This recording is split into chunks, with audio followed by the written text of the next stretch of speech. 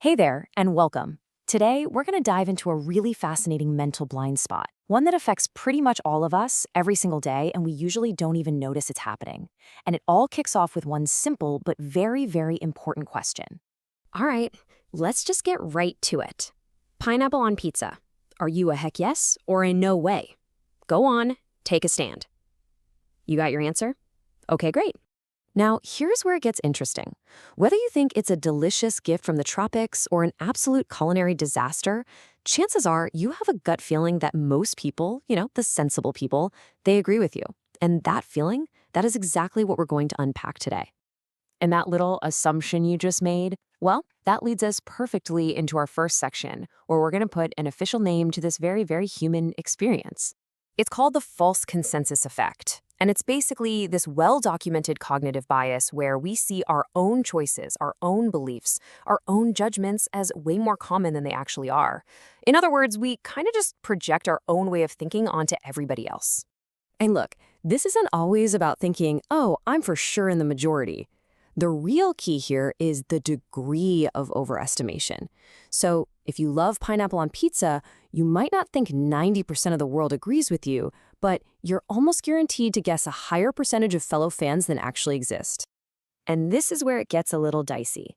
Research shows that when we find out, hey, not everyone agrees with us, our first instinct is often to think there's something wrong with them. That they must be uninformed or biased or maybe just kind of weird. So the big question is, why? Why do our brains do this? In Section 2, we're going to look at the sneaky mental shortcuts that create this whole illusion of agreement. Turns out, psychologists have pointed to three main culprits behind this whole thing. You can think of them as your brain's favorite go-to moves for taking a quick shortcut: the availability heuristic, the self-serving bias, and something called naive realism. So first up is the availability heuristic. Think about it. What opinion is easiest for you to access at any given moment? Your own, right? It's right there, top of mind, always available. And that's where our brain makes this tiny but huge mistake. It confuses how easy it is to think of something with how common that thing actually is out in the world. Next, you've got the self-serving bias. We all have this deep, fundamental need to feel good about ourselves, to feel like we make good choices. So if we believe that lots of other people would do the exact same thing we did, it's like a little pat on the back. It validates our actions and makes us feel normal and, correct. And finally, there's naive realism. Now, this one's a doozy. This is the quiet, often unconscious belief that I see the world exactly as it is, objectively, clearly. So if my view is the correct one, then it logically follows that anyone who disagrees with me, well, they must be the one who's irrational or uninformed or biased. But wait, it's not just what's going on inside our own heads. Our social world, the people around us, plays a massive role in all of this, which brings us right to Section 3, the pressure to belong. See, as social creatures, we're pretty much always being pushed and pulled by two deep needs. First, there's the need to be liked. That's called normative influence. We agree with the group, so we fit in.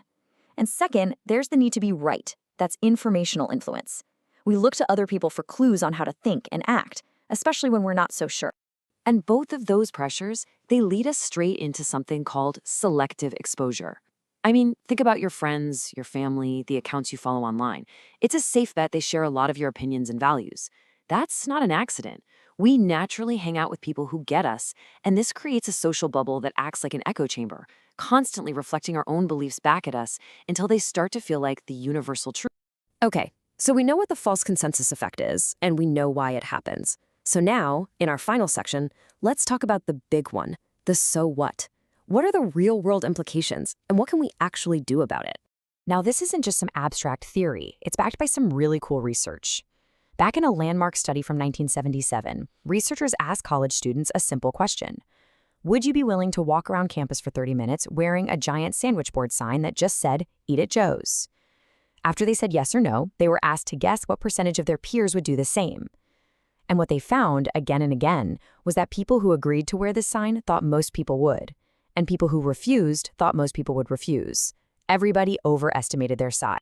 But here's the kicker. It wasn't just about the numbers. The study also found that people made way more extreme and often negative judgments about the personalities of those who chose differently. So if you agreed to wear the sign, you might describe the people who refused as stiff, uptight, or humorless. So does this happen to everyone, everywhere, in the same way? Well, not exactly. While the effect is definitely present in more individualistic cultures, like in the US, some studies suggest it can be even stronger in more collectivistic cultures.